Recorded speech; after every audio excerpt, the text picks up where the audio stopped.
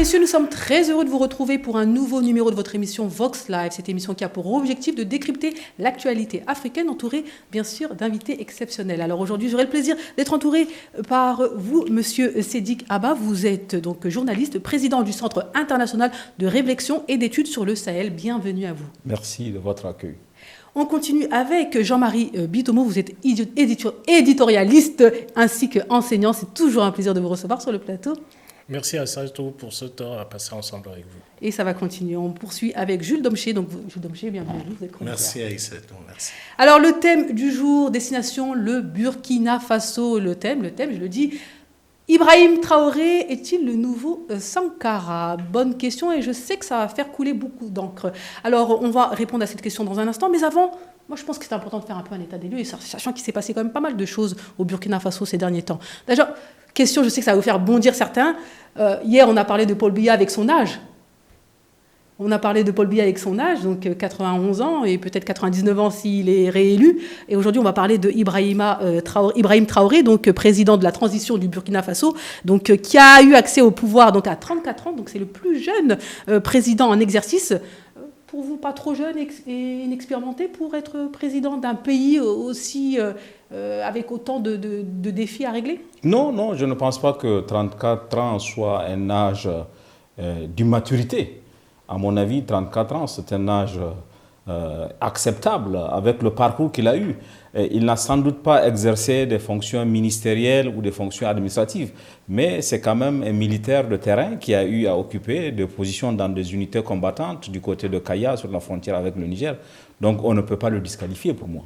En tout cas, je pose la question parce que dans certains pays, il y a un âge minimum. Pour certains, c'est 35 ans, etc. Donc vous en pensez quoi?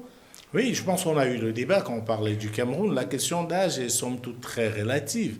On peut se rendre à l'évidence qu'on peut être très jeune mais être très compétent, comme on peut être très vieux et être très compétent et vice-versa. Et aujourd'hui, c'est marquant. Pourquoi? Parce que vous avez eu une tradition des dinosaures à la tête des États africains, mais j'ai envie de dire que Amadou Ahidjo, qui est le premier président du Cameroun, l'a été à 36 ans. Il y avait une tradition à l'époque où on avait des jeunes qui arrivaient à la tête de l'État. Paul Biya lui-même est arrivé à la tête de l'État du Cameroun relativement jeune. C'est parce qu'il a mis en tout cas, les généraux du Burkina Faso pointent du doigt son âge en disant qu'il est trop jeune pour la situation actuelle du Burkina Faso est inexpérimenté. C'est un argument qui pour moi ne tient pas, ça n'a rien à voir. On est d'accord sur ça, au moins c'est réglé la question. Ceux qui étaient là avant lui étaient plus âgés et ils ont démontré leur incompétence. D'accord, en tout cas c'était un point important à le dire, le message est passé. Allez, on poursuit 3 mois pour régler le problème du terrorisme.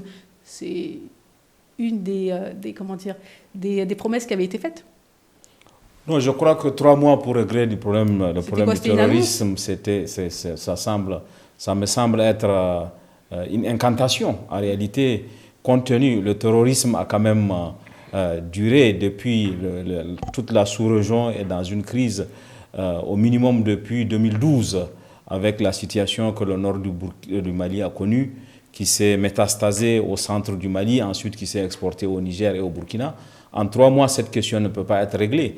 D'ailleurs, si vous regardez un peu le premier coup d'État au Burkina, celui de janvier 2022, a été opéré par des militaires avec à leur tête le lieutenant-colonel Damiba, au prétexte que le président civil qui a été réélu, Roch Marc Christian Kaboré, n'avait pas réussi à relever le défi sécuritaire. Et puis, 8 mois après, Damiba lui-même a été renversé par le capitaine Ibé, et avec la promesse de régler la question sécuritaire. À ce jour, elle n'est pas réglée. Donc pour moi, s'enfermer dans une échéance comme ça de 3 mois n'est pas raisonnable. Ce qui est le plus raisonnable, c'est le choix du paradigme. Quel est le paradigme qu'on choisit pour répondre au terrorisme? Je remarque en tout cas pour ma part que l'option sécuritaire, du tout sécuritaire et militaire, en pensant qu'on pourrait écraser les terroristes en amenant des armées internationales, en amenant des drones, en achetant, n'a pas totalement fonctionné. Parce que toute la dimension non militaire, puisque la crise sécuritaire au Sahel, elle n'est pas que militaire et sécuritaire. Il y a toute la question du développement, la question de la cohésion sociale, la question de la gouvernance. Pour moi, l'enjeu, ce n'est pas le paradigme, ce n'est pas l'échéance dans laquelle on s'enferme, mais c'est le paradigme qu'on choisit, la réponse holistique qu'on choisit d'apporter qui va permettre de régler sur le moyen et le long terme la crise au Sahel. Oui, moi j'aurais dit, et je suis d'accord avec Sidi Abba par rapport à cela, je pense que 3 mois, c'était peut-être pour changer de paradigme et pour inverser la tendance sur le terrain. Parce que ce qu'il faut relever, et pour le souligner aujourd'hui, avec notamment les États de l'AES, c'est qu'il y a une nouvelle façon de lutter contre le terrorisme, du moins militairement. Avant, on était dans une posture où c'est les terroristes qui donnaient le là. Et les États étaient plus dans la réaction.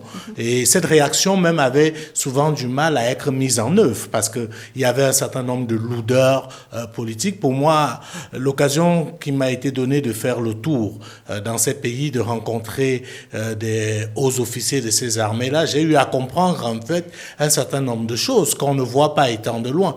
Aujourd'hui, ce qui a changé, c'est que vous pouvez voir des États les armées de ces États organiser des opérations contre les groupes terroristes. Avant, qu'est-ce qui se passait? On restait et quand il y a une attaque quelque part, on dit bon, il faut réagir. Et même cette réaction, elle prenait souvent énormément de temps. En stratégie militaire, si quelqu'un vous attaque aujourd'hui et que vous programmez de riposter dans une semaine, vous êtes d'accord que vous êtes totalement largué. Donc, je pense que aujourd'hui, il y a cette inversion. Et je suis totalement d'accord avec Sidi Kaba quand il parle d'une vision globale de ce phénomène. Je pense que, toute proportion gardée, il est difficile aujourd'hui de se donner un temps raisonnable.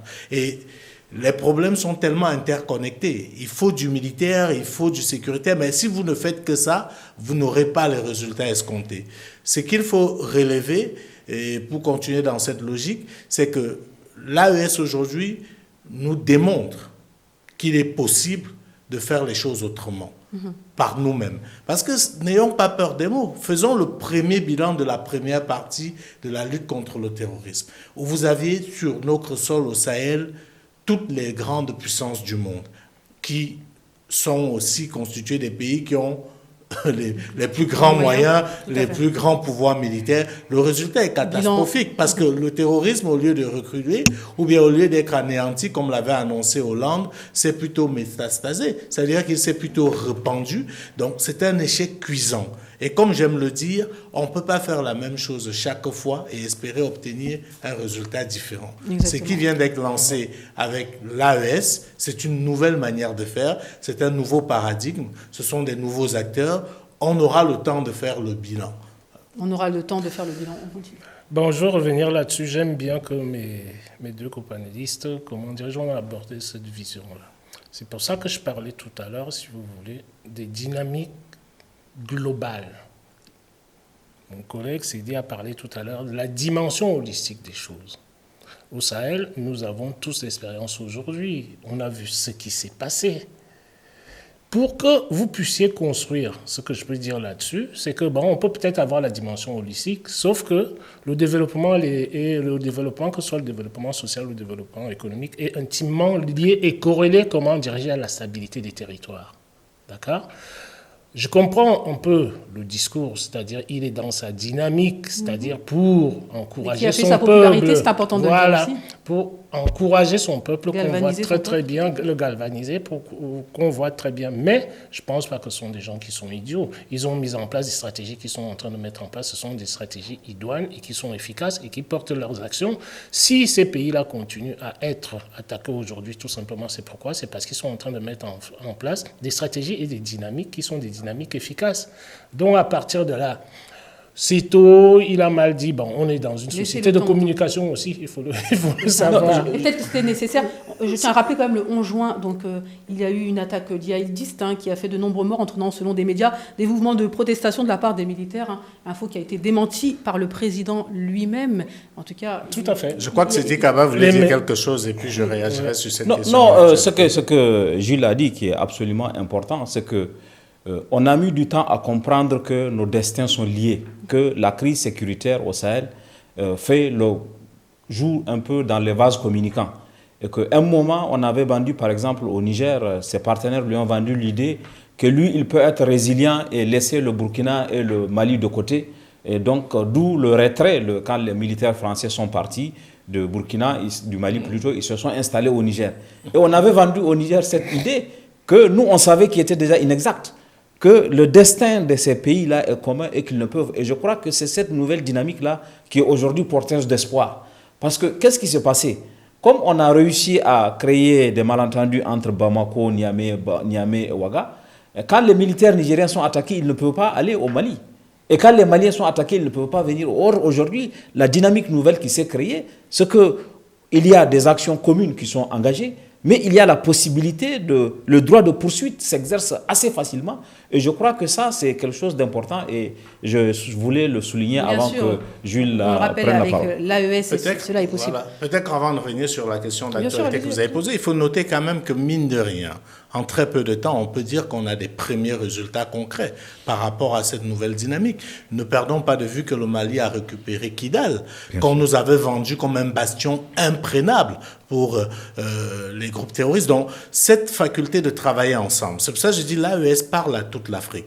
Si on est ensemble, parce que c'est quand même ahurissant de penser que vous pouvez vivre, comme Jean-Marie disait, en vase clos. C'est pas possible. C'est des pays qui partagent des frontières, qui ont les mêmes peuples, qui partagent les mêmes cultures. Donc les terroristes, qu'est-ce qu'ils faisaient? Ils se baladaient dans ce qu'on appelle les zones des 3 frontières. Et ils avaient la latitude parce qu'ils savaient que s'ils font un coup au Mali, les militaires maliens ont une limite à laquelle ils ne pourront pas franchir, etc. Donc, cette mise ensemble a redonné un espoir. Et n'ayons pas peur de mots, il y a un changement de paradigme, parce que le fait aujourd'hui d'avoir renforcé leurs liens militaires avec la Russie, je tiens à préciser que c'est des liens qui existaient déjà, a permis aussi que sur le terrain, on voit une différence. Parce que vous ne pouvez pas imaginer, si on ne prend que le cas du Mali, que vous avez eu le G5 Sahel, vous avez eu Takuba, vous avez la MINUSMA, vous avez Barkhane et tout. Pour le résultat qu'on a eu là, est-ce que ça en valait vraiment le coup? Et comme par hasard, le jour où ils ne sont plus là, on arrive quand même à voir que les terroristes, en réalité, ne sont pas aussi puissants que ça. Parce qu'on a vendu, et c'est pour ça que je dis, on ne peut pas régler ce problème si on ne se pose pas une question centrale. Comment est-ce qu'on est arrivé à ce que le Sahel devienne le cœur du terrorisme mondial? C'est une question que j'aimerais qu'on pose. Parce que il faut l'expliquer alors. Il faut maintenant. pouvoir l'expliquer. Comment on en arrive à faire que le Sahel soit devenu le cœur du terrorisme mondial. C'est une question qui me semble centrale. Maintenant, pour revenir sur l'actualité, je laisserai le soin à Jean-Marie puisqu'il souhaite expliquer ou répondre à la question que j'ai posée. Effectivement, on est dans une situation d'extrême fragilité au sein des États de l'AES. Et cette guerre se déporte sur un champ qui est le champ informationnel. C'est normal. Pourquoi? Parce que les changements ne font pas plaisir à tout le monde. Vous êtes en train de démontrer à des gens qu'ils avaient échoué. Vous êtes en train de démontrer qu'on peut se passer d'un certain nombre de pays et de puissances et ne pas mourir, contrairement à ce qui était vendu avant. Moi, j'ai suivi l'ancien Premier ministre du Niger, le pays de notre frère Sedi Kaba, déclarer à Mondo Vision que son pays, le Niger, ne peut pas tenir sans l'aide internationale. Ils ne peuvent pas vivre s'ils ne sont pas assistés. Eh bien, j'ai vu qu'on a sanctionné le Niger, on a ostracisé le Niger pendant 1 an, mais le Niger ne s'est pas effondré. Ça a été difficile, inhumain, mais le Niger ne s'est pas effondré. Moi, je tiens ce message. Ça veut tout simplement dire c'est possible de faire autrement. Et l'autre chose qu'il faut relever, et ça c'est très important, c'est que le fait d'avoir coupé les chaînes avec certains partenaires fait en sorte qu'on a une meilleure visibilité sur cette lutte contre le terrorisme. Moi, j'ai discuté avec des hauts gradés de l'armée malienne qui me font savoir qu'à l'époque, ils avaient besoin de l'autorisation de la France pour mener les opérations sur le territoire malien. Ça veut dire que vous avez une armée d'un pays qu'on dit souverain qui ne peut pas se mouvoir sur son propre sol sans avoir l'aval d'une puissance étrangère. Et il m'a relevé aussi le fait qu'ils avaient parfois l'impression que leurs soldats étaient utilisés comme des chairs à canon, parce qu'ils n'avaient pas toujours la certitude de comprendre le renseignement qui leur était donné. Parfois, on disait les terroristes sont à gauche alors qu'ils étaient à droite, etc. Donc aujourd'hui, le fait d'avoir pris, entre guillemets, le contrôle sur cela permet quand même qu'on puisse avoir un réel motif d'espoir. Mais j'ai envie de dire, ce problème du terrorisme ne se réglera de manière définitive que s'il y a une concomitance entre l'action militaire et une action de régressement social basée sur l'équité, ça veut dire une meilleure redistribution des richesses. C'est très clair. Merci. Vous souhaitiez réagir, donc on insiste, hein, effectivement, les défis sécuritaires restent très importants. Donc, dans cette zone-là, on rappelle et on souhaite toutes nos condoléances à toutes les familles qui sont malheureusement qui ont vécu ce deuil. Donc, une centaine de morts. Donc c'est important de le rappeler, mais néanmoins le président a été rassurant, a voulu rassurer donc sa population parce que malheureusement il y a aussi des médias qui reprennent des choses en boucle. Oui, peut-être sur cette question, c'est très important. Je vais laisser Jean-Marie parler. Nous, par exemple, à Vox Africa, l'un des paris qu'on a pris, c'est de moins donner de l'écho aux attaques terroristes. Pourquoi? Parce que pendant longtemps, on a joué le jeu des terroristes, peut-être parfois sans s'en rendre compte. Parce qu'en fin de compte, qu'est-ce qu'ils cherchent les terroristes? C'est des actions d'éclat. Ils veulent qu'on en parle. Et c'est ça qui crée la psychose auprès des populations. Et sur ces médias occidentaux qui malheureusement sont encore à mon goût très courus en Afrique, on passe le temps à vanter les prouesses des terroristes, mais quand les armées de ces pays réalisent des exploits, on n'en parle presque pas, on essaye de trouver des explications. Donc nous, à Vox Africa, ce qu'on dit aujourd'hui, c'est qu'il nous intéresse de savoir que l'armée du Mali, l'armée du Burkina, l'armée du Niger a mis hors d'état de nuire tel bastion des terroristes et tout. Les actions d'éclat des terroristes, on en parlera le moins possible et on en parlera à notre manière. Parce que si on ne le fait pas, on sera en train de jouer le jeu des terroristes. Pour le coup, parce le que leur président objectif, Ibrahim c'est de parlé, justement. on parle Oui. et insiste sur le fait de rassurer les populations, de dire que quoi qu'il en soit, ils tiennent et ils ne fuiront jamais. Donc il y a des messages forts qui ont été donnés et je pense que la population attendait cela parce que ensuite il y a eu le problème donc au niveau de la chaîne nationale du Burkina Faso où il y a eu une explosion et on a eu un silence un peu plus d'une semaine et donc là aussi pareil les médias en ont parlé donc, et là il est revenu et le problème de communication, c'est-à-dire que le manque de communication aussi rend les choses difficiles. Si on a suivi le discours du président Ibrahim Traoré, il a dit qu'il a fait exprès de laisser cette pause-là.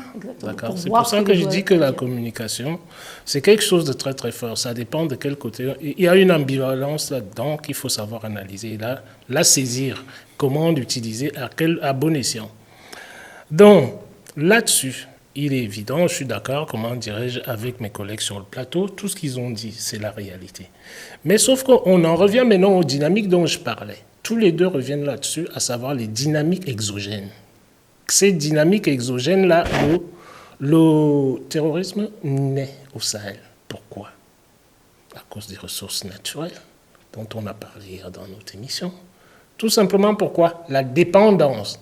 Les autres veulent nous faire croire de l'extérieur que c'est nous qui dépendons d'eux, alors qu'en réalité, c'est eux qui dépendent de nous. Il me souvient que vous avez des tas d'auteurs comme les Samir Amin qui ont écrit, si vous voulez, sur la dépendance du tiers-monde vis-à-vis, comment dirais-je, de l'Occident. Alors que dans la réalité, c'est le narratif qu'on veut nous faire passer. À nous maintenant de construire notre propre narratif. On ne peut pas être dépendant des pays qui sont démunis en ressources, en matières premières, totalement. Donc, à partir de là, ces dynamiques-là, quand nous analysons, c'est ce que moi je demande toujours, comment dirais-je, à nous, quand je me retrouve avec sur un plateau comme ça, que je demande à nous, les Africains, d'analyser nos dynamiques à partir de ce qui nous intéresse. Donc, à partir de là, moi j'ai été content quand, au Mali, le colonel Assimi Goïta a dit que bon, je ferme tous les médias. Parce que c'est de la propagande. Cette propagande-là, vous avez un fameux, qu'on connaît tous ici là sur le plateau, un fameux auteur que j'adore beaucoup qui s'appelle Michel Colomb, qui vous parle de la propagande de guerre.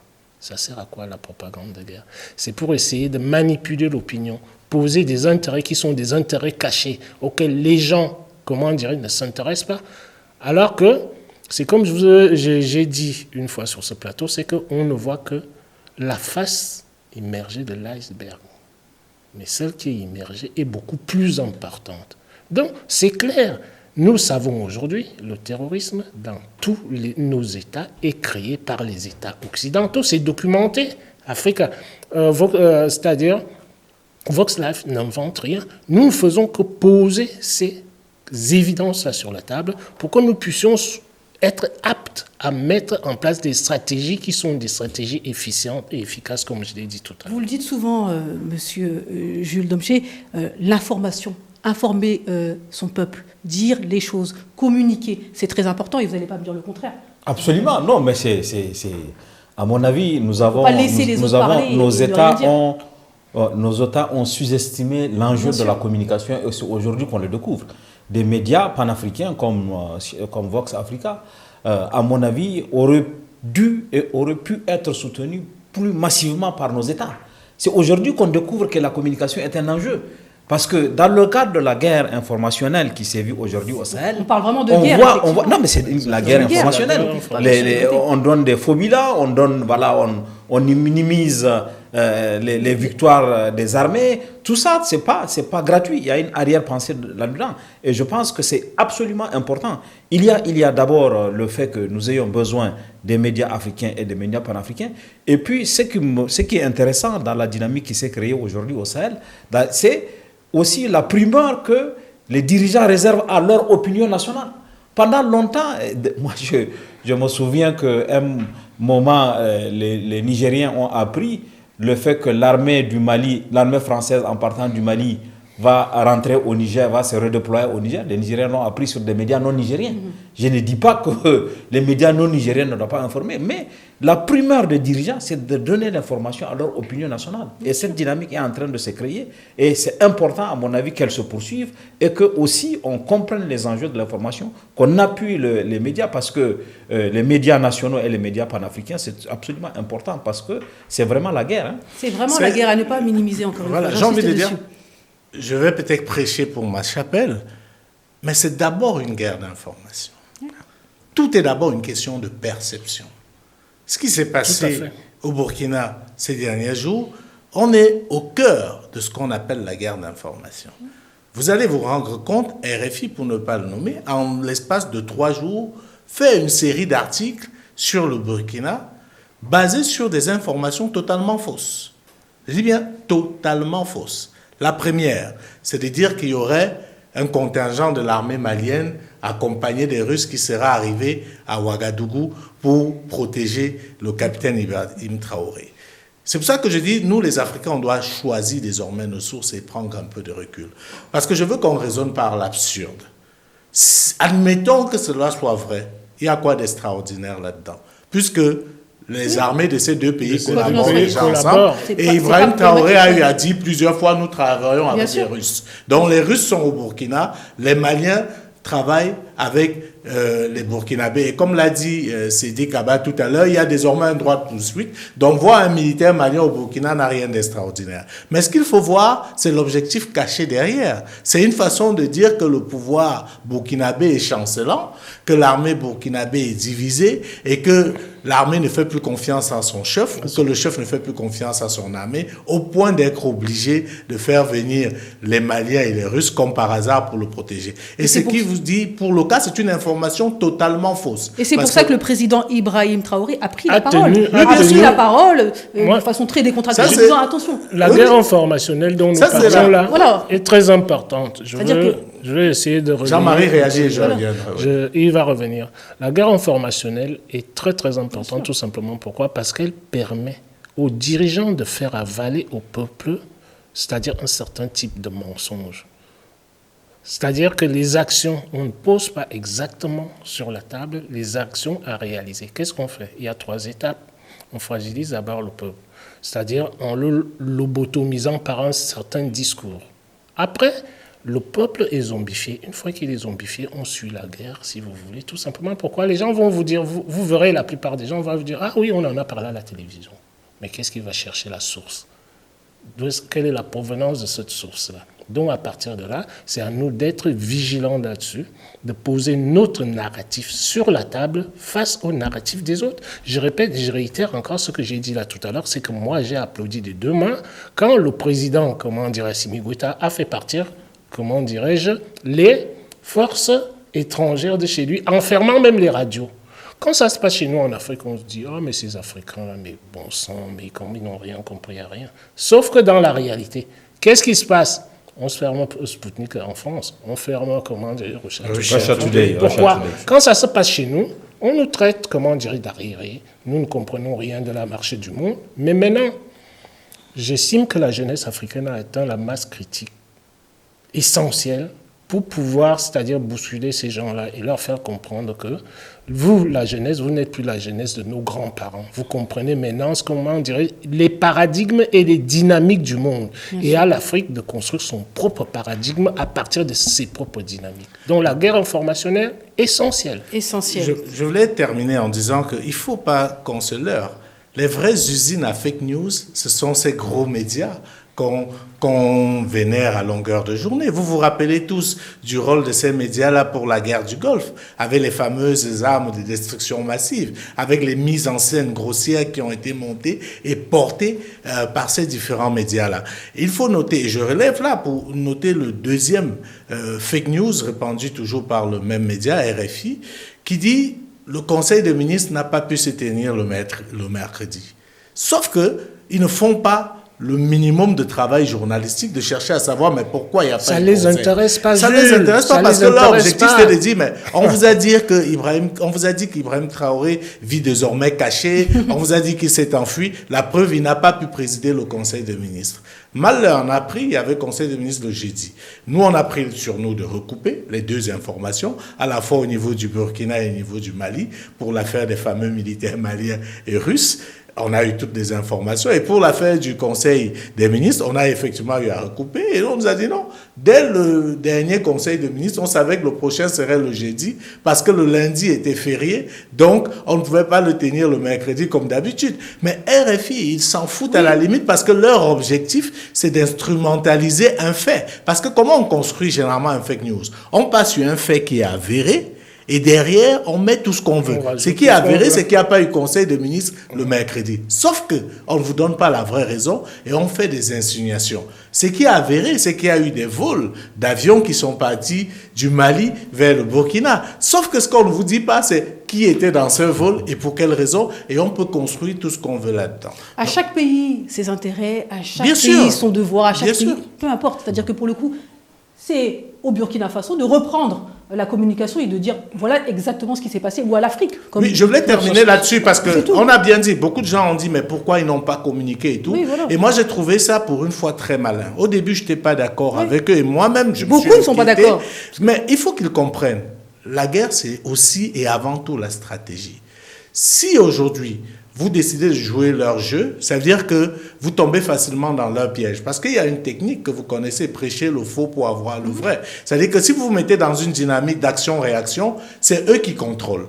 Pour une fois, ils se sont rendus compte que ça ne s'est pas passé comme ils souhaitent. Parce que maintenant qu'ils n'ont plus la main mise dans le Sahel, ils sont en manque d'informations réelles. Donc parfois, qu'est-ce qu'ils font? Ils vont mettre en branle leur usine à fake news pour vous amener à leur donner les informations qu'ils recherchent. Donc je veux dire que dans un temps comme ça, c'est important pour un pouvoir de maîtriser aussi l'initiative de la communication. Bien sûr, à chacun sa stratégie, mais est-ce que ça peut ne pas apeurer les populations? Parce qu'il faut penser aussi aux populations qui attendaient. Je suis absolument d'accord avec vous. Moi-même, je pense que ça peut être un couteau à double tranchant. Bien sûr. L'absence de communication peut alimenter la rumeur, mais en l'occurrence, ça a permis justement de faire la démonstration que si avant cet événement, les gens avaient dit non, il y a des grands médias qui nous en veulent, on va lui ouf, c'est parce que bon, etc. Mais le fait que cette stratégie ait été utilisée a permis de mettre en évidence vraiment cette posture, la guerre informationnelle, la volonté de détruire vraiment les pays à partir des fausses informations. Mais à mon avis, il faut savoir doser. Oui, c'est un problème de choix. Parce que ce que j'avais dit à Aïssatou, c'est que parfois, les gens peuvent penser qu'on exagère. Parfois, les gens peuvent se dire, non, mais c'est tellement gros. Ils ne peuvent pas dire ça. Aujourd'hui, la stratégie a permis de mettre à nu. Parce qu'à chaque fois qu'ils n'ont pas eu d'informations, ou ils ne savaient pas, nous, on avait l'information. Ils ne savaient pas où était le capitaine Ibrahim Traoré. Ça leur permettait de développer tous les fantasmes. Et le capitaine Traoré l'a très bien dit, on l'a fait cette fois-ci exprès. On a voulu laisser un peu de temps parce que généralement, quand on parle, les gens peuvent penser qu'on grossit les traits. Mais vous vous rendez compte que vous avez aujourd'hui des médias qui se revendiquent être des donneurs de leçons, qui se revendiquent être les plus crédibles, qui peuvent s'acharner sur la base d'aucune information. Et ce que j'ai trouvé grave, c'est qu'une fois après qu'ils ont l'information, une fois après que le Conseil des ministres soit tenu, ils n'ont pas eu l'humilité. Mais personne ne De reviendra reconnaître jamais là-dessus. dessus. Au contraire, ils ont encore Jules. essayé de bricoler là pour dire malgré ça, il est apparu souriant, mais ça n'enlève pas le fait que dans l'armée, etc. Donc, je veux dire, le but de cette émission, pour moi, est pédagogique. Et là, on s'adresse à tous les Africains. Le produit le plus nocif, la véritable arme de destruction massive, c'est l'information. Il faut qu'on le comprenne. Parce que si vous contrôlez l'opinion publique d'un État, comme ça a été le cas, ou c'est encore le cas dans la plupart des pays d'Afrique aujourd'hui, et notamment francophones, vous contrôlez le pays. Vous pensez comme ils veulent, vous mangez comme ils veulent, et vous réagissez comme ils veulent. C'est pour ça que ces médias ont été utilisés parfois pour déstabiliser des régimes, pour déstabiliser des pays. Et il faudrait aujourd'hui qu'on fasse attention. Je termine par là. Ça ne veut pas dire que tout ce qui se fait au Burkina est bien. Ça ne veut pas dire que tout ce qui se fait au Mali est bien. Ça ne veut pas dire que les autorités burkinabées ou maliennes ou nigériennes sont absurdes. Non. Ça veut tout simplement dire qu'il faut désormais faire attention à ce qui est donné à voir. Parce que c'est à travers cela qu'on vous manipule. Imaginez le niveau de fragilité que cette fausse information peut avoir au sein de l'armée burkinabé. C'est juste grave. Et je pense que la visite du président Assimi au Burkina était un signal fort pour essayer de mettre un terme à tout ce que cela a pu créer comme remous. Vous savez qu'Assimi, c'est quelqu'un qui ne bouge pas. Je pense que depuis qu'il est à la tête du Mali, c'est sa deuxième sortie officielle. Il est allé une fois en Russie et cette fois-ci au Burkina. Ça montre quand même que la situation est suffisamment grave et il fallait donner un certain nombre de gages à la fois au Burkinabé, mais au reste des pays de l'AES qui se posaient un certain nombre de questions. Exactement. La séquence est relativement simple. C'est ce que je vous dis. On va faire une petite pause et puis on revient dans un instant. Petite pause et puis on revient. De retour sur le plateau de Vox Live avec nos trois invités, Jean-Marie Bitomo, Jules Domché ainsi que Sédik Abba. Alors on continue sur cette même lancée, on parle du Burkina Faso, on parle d'Ibrahim Traoré, donc président de la transition burkinabé. Et on se dit, Thomas Sankara peut-être est revenu dans Ibrahim Traoré, donc c'est la question qu'on se pose aujourd'hui, qu'on va se poser dans un instant. D'abord, on va revenir sur un point, c'est-à-dire que la visite du président malien au Burkina Faso, donc vous l'avez dit, à savoir c'est sa première visite dans un pays de l'AES, c'est important de le dire, et il a choisi le Burkina Faso, donc deuxième visite officielle en dehors donc, de son pays. Alors c'est un signal très fort qui était attendu et qui était très important. On a vu même les foules aussi se réunir pour le président. Quel est le signal qu'il a voulu envoyer ? Non, je pense que Jules l'avait bien introduit cela. Il était important qu'il vienne dans le contexte aujourd'hui d'assaut contre le Burkina, compte tenu de ce qui s'est passé, cet assaut qui a plusieurs formes. Il était important qu'il vienne apporter son soutien à la transition militaire au Burkina Faso, mais aussi consolider cette volonté de travailler ensemble. Parce que si vous regardez le communiqué qui en est sorti, c'est la volonté de continuer à travailler ensemble. D'abord sur le plan de la formation des unités, ensuite sur le partage de renseignements, qui est une chose importante, et enfin sur la mutualisation des moyens, puisqu'il est possible que l'armée burkinabé ait plus de moyens aériens que l'armée malienne ou inversement. Donc dans chacune des armées, il a peut-être un avantage comparatif et les pays ont décidé de travailler ensemble à cette mutualisation, parce que comme on l'a dit en début d'émission, on va se sauver ensemble ou on va se noyer ensemble au Sahel. Mais pour le coup, elle s'est fait attendre cette rencontre. Oui, mais elle est venue à peut-être que l'agenda national n'avait pas permis qu'elle vienne avant, mais il est important qu'elle vienne en ce moment aussi, dans le contexte de fragilité extrême. Et à mon avis, ça accompagne la dynamique.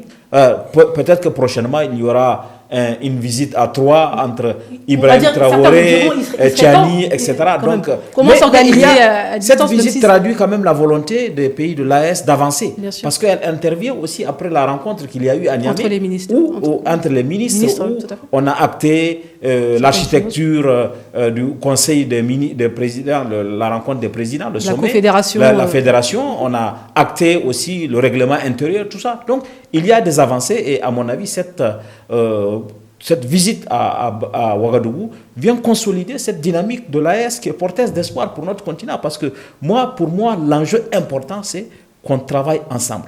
Le défi sécuritaire est un défi transnational. La solution ne peut être transnationale.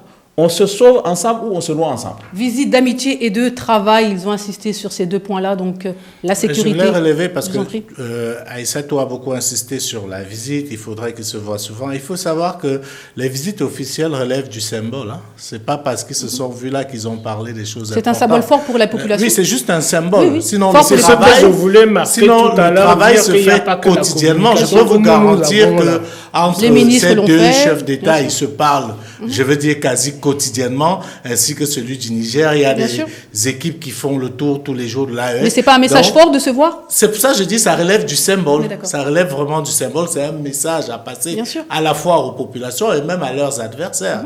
Vous dire, écoutez, nous sommes ensemble, ne rigolez pas. Parce que je pense que ça amène à réfléchir. Bien sûr. Vous avez exactement la même... Quand vous nous parlez du Sahel, nous parlons du Sahel, on a l'impression qu'on fait des choses différemment, il faut que nous courions. Non, il faut que nous allions à notre rythme. C'est-à-dire, quand on pose une alliance comme celle-là, il y a énormément de problématiques à aborder. Ces problématiques-là sont multidimensionnelles. Donc, c'est une fois que chacun a construit dans son coin, pour sécuriser les différents peuples. Pour moi, aujourd'hui, là, c'est un peuple unique. Bon, vous avez des États à l'intérieur, nous en avons parlé lors de la précédente émission.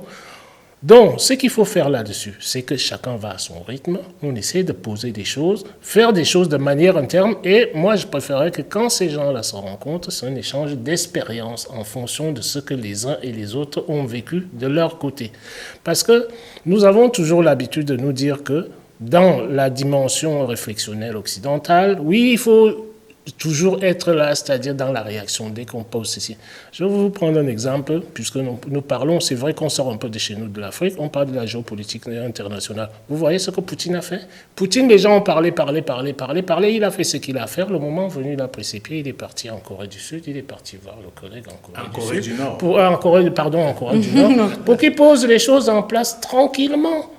Alors que, quand je veux revenir sur la question de narratif, parce qu'elle nous tient tous à cœur, c'est que ce narratif-là ne ressemble strictement à rien. Imaginez que la Corée du Nord nous est présentée comme étant un pays où les gens crèvent de faim. Un pays dans lequel les gens crèvent de faim, ils fabriquent des missiles que certains pays occidentaux sont capables de pouvoir construire. Ils nourrissent, ils donnent pratiquement gratuit le logement et tout ce qui s'ensuit. Donc, quand on sort, c'est pour ça que je dis, prenons toujours du recul par rapport à ce qui est fait. Ne soyons pas à singer les autres, quel que soit le domaine, que ce soit le domaine politique, que ce soit le domaine économique, que ce soit le domaine même institutionnel, tout ce que vous voulez. Moi, j'appelle de mes voeux que nous construisions nos institutions africaines, dépendant de nos paradigmes, dépendant, de nos problématiques internes. Encore une fois, on n'a pas à réagir comme ces gens-là veulent que nous réagissions. C'est comme je le disais tout à l'heure. C'est-à-dire, ils viennent, par exemple, ils lancent une nouvelle, ils attendent peut-être que vous venez vous exposer parce que ça leur manque. C'est peut-être la pièce manquante qui leur fait défaut pour avancer dans leur stratégie. Donc arrêtons de faire de la surréaction sur un certain nombre de choses. On poursuit donc le thème, on insiste dessus. Donc Ibrahim Traoré est-il le nouveau Sankara? Rapidement. Oui, non, vous en pensez quoi? Est-ce que la comparaison, elle est légitime? Elle est légitime et elle peut se comprendre. Je veux dire, il y a des similitudes qui ne trompent pas. Quand on voit et quand on écoute Ibrahim Traoré, c'est difficile de ne pas penser à Thomas Sankara. C'est des bons tribuns. Il y a une façon de parler, on retrouve des similitudes, mais j'ai envie de dire, Ibrahim Traoré sera Ibrahim Traoré et Thomas Sankara sera Thomas Sankara, parce qu'ils ont évolué dans des contextes totalement différents. Donc, c'est à ce niveau-là, effectivement, qu'on peut relever des limites. Mais je veux dire qu'on a parfois l'impression, quand on écoute Ibrahim Traoré, que Sankara s'est réincarné, et c'est tout à son honneur. On ne sait pas comment les choses vont se terminer, mais je pense que pour le moment, beaucoup d'Africains, nous ne sommes pas les seuls. Si vous posez la question, c'est parce que c'est quelque chose qui revient. Il a démontré à plusieurs fois qu'il n'a pas peur, il s'exprime, sans mettre les gants. On se rappelle de sa sortie historique en Russie, on se rappelle de ses autres sorties. Ça, c'était un peu le style Sankara, qui était quelqu'un qui n'avait pas peur de mettre les pieds dans le plat, qui disait les choses comme il pensait. Et c'est ce que certains lui reprochaient aussi. Et c'est aussi ce que certains reprochent aujourd'hui à Ibrahim Traoré. Il y a certains qui estiment qu'il parle beaucoup, mais je trouve que c'est nécessaire parce qu'on est dans une période où le peuple a besoin de savoir où il va. Le peuple a besoin de savoir où on l'amène.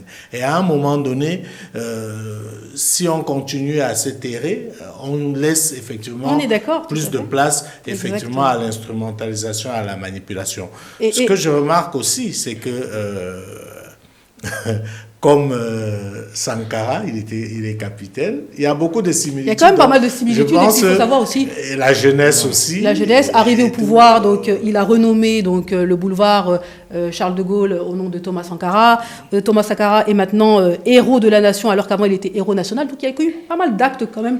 Oui, il y a évidemment une volonté d'assumer l'héritage de Sankara. D'assumer. Ce qui n'était pas le cas avant, puisque Sankara, vous vous souvenez, a été jeté dans un cimetière de Ouaga comme un anonyme. Un mausolée a été construit à son honneur, à sa mémoire. Il y a une volonté. Et puis, sur le plan de la posture, vous savez, ce qui a rendu Sankara célèbre, entre autres, c'était l'accueil de Mitterrand. Quand Mitterrand était venu à Ouaga, et que Sankara lui a dit des vérités, disant que la France a accueilli Peter Botha, et Mitterrand a été obligé de mettre dans la poche le discours qu'il avait rédigé, parce qu'il ne s'entendait pas à ce courage politique qui a manqué chez beaucoup de dirigeants africains. Parce que jusqu'à un moment, on a eu une relation quand même verticale avec l'ancienne puissance coloniale. Et vous vous souvenez, et ça n'a pas disparu d'une baguette magique. Il y a toujours, chez l'ancienne puissance coloniale, une volonté, des réflexes peut-être même, dont elle n'a pas pu se libérer. Et tout le monde se souvient de cette déclaration de novembre 2013 à Bruxelles, où le président Macron avait dit « Je fais un sommet avec le G5 Sahel ».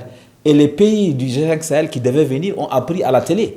Ils n'ont même pas été associés à la décision. Et c'est on les a carrément convoqués. Oui, c'est ça. Et c'est les opinions publiques qui ont dit. Donc, il y a chez Ibrahim Traoré aujourd'hui cette posture d'avoir une liberté de choix pour son pays, la volonté aussi de s'adresser à son opinion publique avant les choses. Et je pense que ça rappelle Sankara. Il y a aussi une autre dimension, c'est le fait que Sankara avait dépouillé le pouvoir.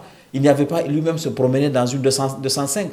Alors que quand on prend nos pays, les chefs d'État, c'est les Mercedes, c'est même des avions personnels. Donc cette proximité avec le peuple, cette volonté, tout ça rappelle Sankara. Mais comme a dit Gilles, les contextes sont différents et chaque personne chacun a sa...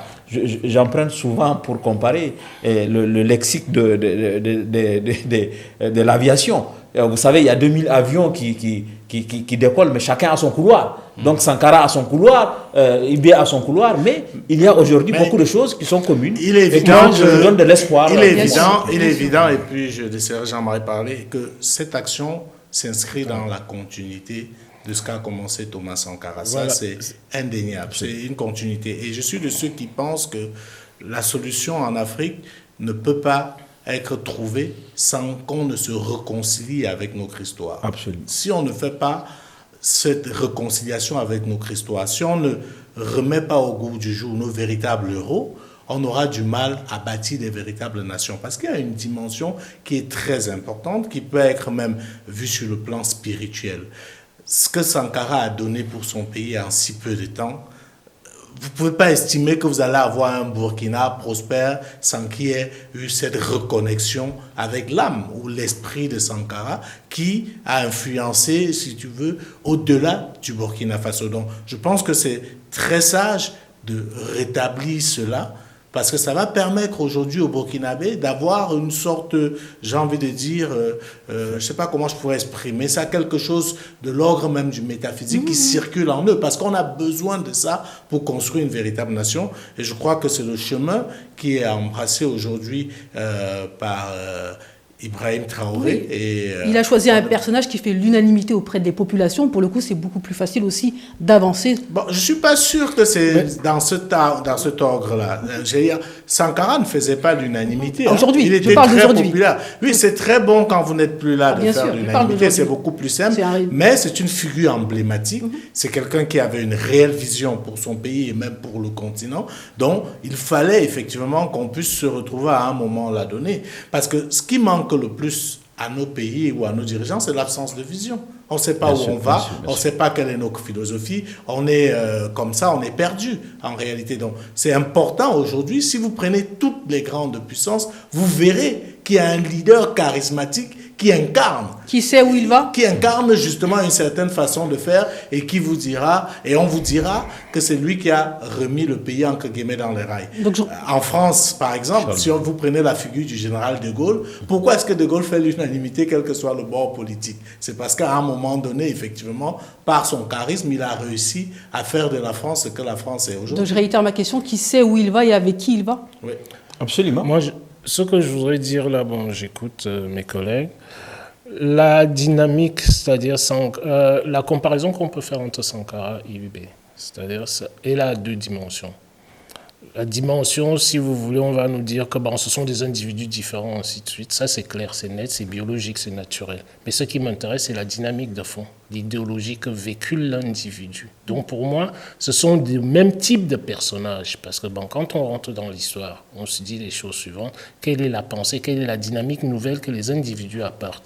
Donc, je peux aller dans le même sens. C'est-à-dire, pour moi, ce sont deux individus qui sont identiques.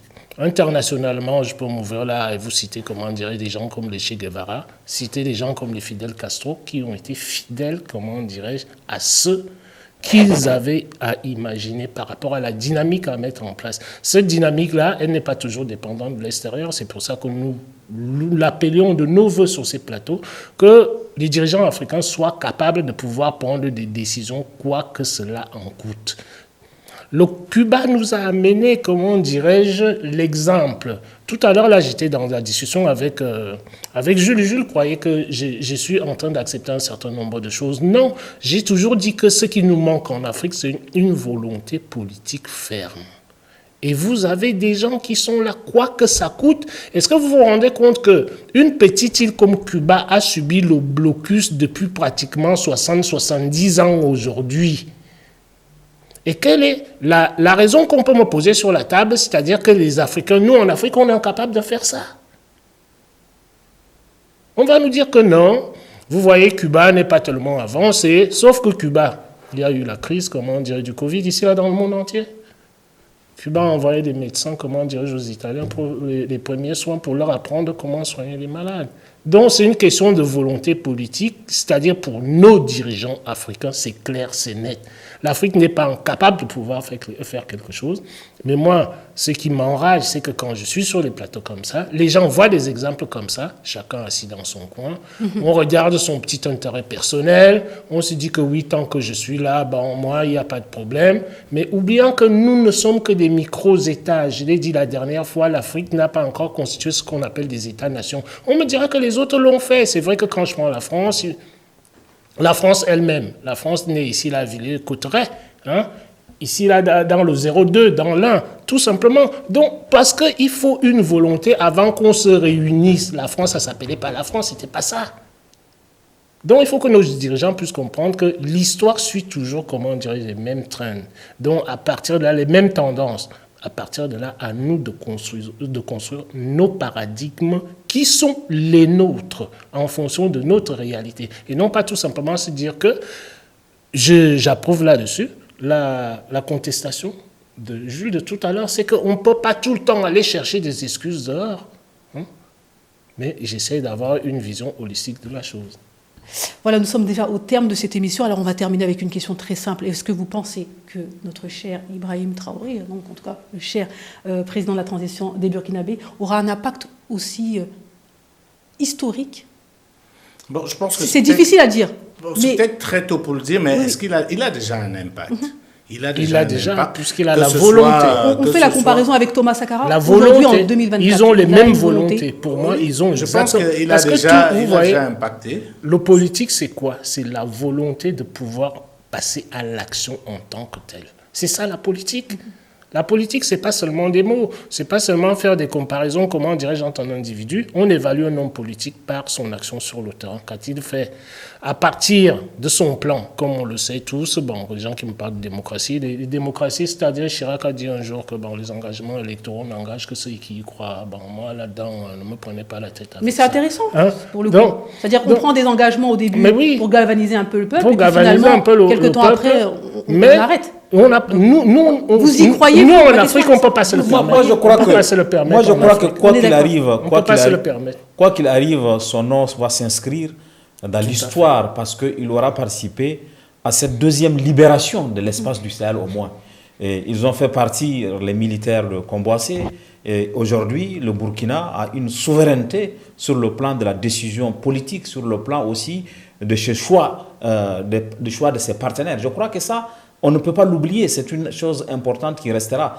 Est-ce qu'il aura... Il a déjà marqué Non, pour moi, le fait de s'associer à cette création de l'Alliance du Sahel, avec cette dynamique de nouvelle souveraineté, de deuxième libération, est déjà quelque chose d'important qui le fera entrer dans l'histoire. Est-ce qu'il entrera autant que Sankara? Je ne suis pas sûr. C'est la question et c'est la comparaison du jour.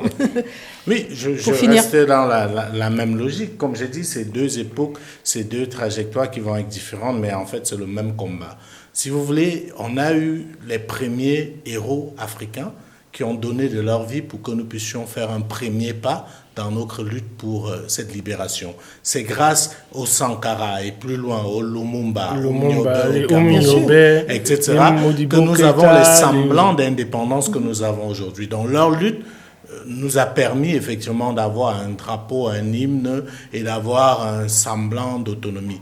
La deuxième phase qui est menée et qui est conduite aujourd'hui par les États de l'AES, c'est celle qui pourrait nous conduire à une indépendance définitive. Peut-être eux, ils n'arriveront pas au bout, mais ils auront fait cette deuxième phase, et peut-être viendra une troisième phase, une quatrième, qui arrivera effectivement à mettre un terme. Ce que je veux dire, c'est que chaque époque, chaque génération a un rôle à jouer, comme disait quelqu'un, et je crois que Ibrahim Traoré aujourd'hui est en train de jouer sa partition. Et pour l'instant, je pense qu'il suit la direction qui est celle de l'autonomie et de la libération totale de l'Afrique. Tout ce que souhaitait Thomas Sankara. Voilà. Moi, je dirais que, si vous voulez, la libération, vous l'appelez comme vous voulez, a un chemin identique qui demande du sacrifice. Et ça ne se fait pas en 2 jours.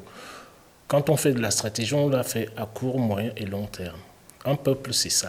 Pour diriger un peuple, c'est-à-dire on imagine ce qui est faisable à court terme. Chacun vient, pose sa pierre à l'édifice, on introduit une autre dynamique. Ces dynamiques-là vont se succéder. C'est ça qui va contribuer à l'amélioration et au succès, si vous voulez, de la société. Donc à partir de là, ce n'est pas une chose, on ne doit pas s'attendre à ce que vous n'avez aucun individu omniscient dans ce monde qui va venir régler tous les problèmes c'est-à-dire d'un État, dans un État, pardon, c'est ce que je voulais dire, dans un État. Donc, à partir de là, il faut accepter.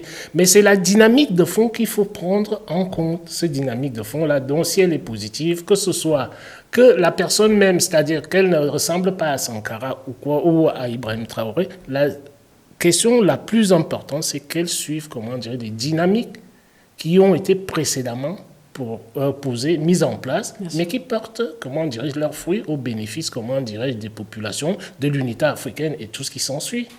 C'est pas que chacun veuille montrer sa spécificité. Cette spécificité-là, on peut la garder, mais à l'intérieur d'un ensemble beaucoup plus large. Monsieur Abba, à votre avis, le peuple burkinabé a-t-il compris que le président Traoré ne pourra pas régler tous les défis du Burkina Faso? Je crois que il fera sa part, comme exactement, mais souvent on attend beaucoup. Vous savez, chaque génération découvre sa mission, elle l'accomplit ou la trahit. Celle de IB a compris qu'il faut poursuivre le chemin de la libération nationale avec déjà aujourd'hui l'autonomie des décisions au plan politique, au plan opérationnel. Je pense que ça, c'est une bonne dynamique et je crois que les Burkinabés ne peuvent que se réjouir du fait que leur pays soit dans la capacité de ne plus avoir à demander à quelqu'un d'autre à l'extérieur ce qu'il doit faire. Ou même quand on faisait des élections dans les pays, on dit celui-là est le candidat de Paris, celui-là est... Et souvent, il faut qu'on sorte de ce schéma. Et je crois que la voie qu'on a empruntée avec l'AES aujourd'hui, c'est celle vraiment de la rupture du cordon ombilical qui longtemps nous a empêchés d'assumer nous-mêmes nos décisions et de pouvoir avancer, qui nous a beaucoup mis en retard. Pour finir, vous le dites et vous le répétez très souvent, pour que le peuple comprenne, il faut leur parler. Oui, il faut éduquer. Il y a un travail de socialisation politique qui est indispensable parce qu'aujourd'hui, nos populations sont en réalité pressées parce qu'ils ne comprennent pas toujours les enjeux. Ils sont influencés par ce qui vient de l'extérieur. Ils sont aussi influencés parce qu'on a bâti des stéréotypes sur lesquels on a voulu construire nos États pour davantage nous fragiliser. C'est pour ça que vous allez voir que dans ces pays-là, les premières difficultés viennent d'où? Des partis politiques, des organisations dites de la société civile qui en réalité sont des relais des puissances impérialistes. Voilà. Quand vous voyez des organisations aujourd'hui qui sont pour la plupart financées par Open Society de Guillaume Soros, vous comprenez très bien quel est le rôle de ces organisations en Afrique. Vous ne pouvez pas vous expliquer que dans nos pays, on est 200, 300 partis politiques. Je ne connais pas un pays où on peut avoir 300 idéologies, où on peut avoir 300 visions du pays. Donc, ce sont des instruments de fragilité qui ont été développés et c'est pour cela que c'est eux qui haranguent le peuple, ils rendent les gens impatients.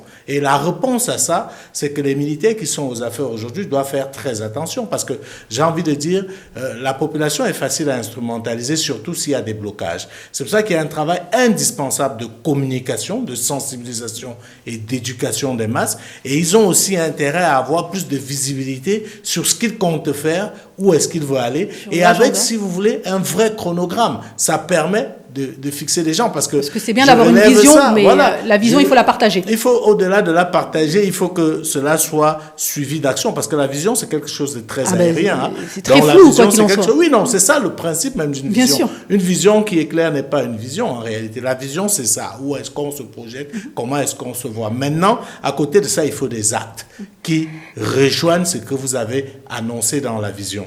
J'ai envie de dire, et c'est ça le point de fragilité de ces régimes aujourd'hui. Ça veut dire que c'est très compliqué. Pourquoi? Parce que vous avez ces facteurs exogènes, partis politiques, société civile, vous avez aussi tous ces anciens ennemis, ou bien ces nouveaux ennemis, ou bien ces faux amis qui se prétendaient être des amis, qui sont à l'extérieur et qui veulent revenir et qui essayent de voir comment faire pour remanipuler et remettre leur pion aux affaires. Vous avez vu toute l'énergie qui a été mise en œuvre parce qu'on voulait absolument remettre Bazoum au pouvoir au Niger. Vous avez vu que ceux qui se battaient le plus, c'était pas le peuple, c'était davantage des gens qui avaient intérêt à ce qu'ils reviennent aux affaires. Mais il faut quand même le relever parce qu'on est aussi là pour se dire la vérité. Ces régimes ont un point de fragilité qui est lié au fait que eux-mêmes, pour certains, sont déjà un peu en train de ramer. Et à un moment donné, ça pose question. Si vous prenez le cas du Mali aujourd'hui, de plus en plus, il y a une impatience et qui peut de plus en plus se comprendre. Donc, il y a urgence à reprendre la main, à fixer le cap, mais surtout à vraiment, j'insiste là-dessus, communiquer, parce que tant que le peuple sera au même diapason que vous, il n'y a pas de raison que vous n'avancez pas. Mais si vous lâchez le peuple d'une manière ou d'une autre, parce qu'ils ne savent pas, les gens peuvent souffrir. Le peuple peut accepter de souffrir si c'est où il va. Moi, je prends toujours un exemple qui m'a frappé pendant la crise de la Covid-19 avec la Russie. Quand on s'agitait pour les vaccins, il y a des gens qui... La Russie était clairement en retard. Mais la position de Poutine était, au lieu de prendre un vaccin américain pour la Russie, mieux que les Russes meurent. Je ne sais pas si vous comprenez. C'est-à-dire, c'est ça aussi qu'on appelle la souveraineté et l'indépendance. Donc, il va falloir travailler. Et la compréhension de la dynamique, des dynamiques internationales dont je parle toujours. Bien sûr, parce que ces dynamiques, c'est important. Ces causes exogènes-là, ne les négligeons jamais dans nos analyses parce que nous-mêmes, intrinsèquement, dans nos principaux territoires, nous ne nous battons pas entre nous. On l'a suffisamment répété, ainsi de suite. Donc, penser stratégiquement, ça veut dire quoi? Penser, c'est-à-dire sur une longue période. C'est comme ça que nous allons bâtir. Et on va donner le mot de la fin à M. Abba. Il faut absolument, comme vient d'être dit par Jules, il faut résoudre les fragilités internes. Très pour important. éviter justement, il faut prendre en compte les facteurs exogènes. Pas les éluder, mais en tout cas les régler. Les fragilités internes, internes, oui. notamment quand on prend l'absence de cap. Dans le cas, par exemple, du coup d'État du Niger, nous sommes aujourd'hui précisément 11 mois après le coup d'État. Mais le fait qu'il n'y ait pas une orientation claire vers là où la transition va, En tout sa cas, durée, une information son claire. contenu, Oui. ses organes, etc., L'orientation, ça, il peut y c'est avoir. un élément de fragilité. Et il faut justement éviter que ce type de fragilité interne vienne justement, il peut être utilisé par les acteurs extérieurs pour justement Non, parce que- empêcher la dynamique de souveraineté qui s'est créée dans les pays de l'AES. Voilà, Moi, mesdames je et trouve messieurs, que je ça va sais au que on aurait pu continuer, mais on me dit en régie qu'il faut absolument arrêter. Mais le débat continue sur les réseaux sociaux, sur la chaîne YouTube de Vox Africa. En tout cas, rendez-vous à très prochainement, même demain, pour un nouveau numéro de votre émission Vox Live. Merci bien sûr à nos invités, à savoir Jean-Marie Bitomo, ainsi que Jules Domché et bien sûr Sédic Abba. À Merci très bientôt à pour un nouveau numéro. Merci.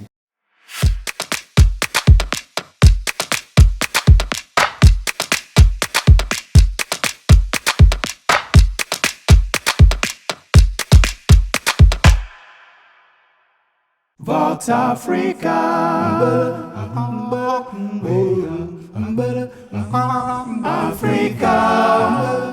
Vox Live, votre nouveau rendez-vous. Retrouvez-moi tous les soirs du lundi au vendredi à 18h30 GMT pour parler d'actualité africaine. Vox Africa.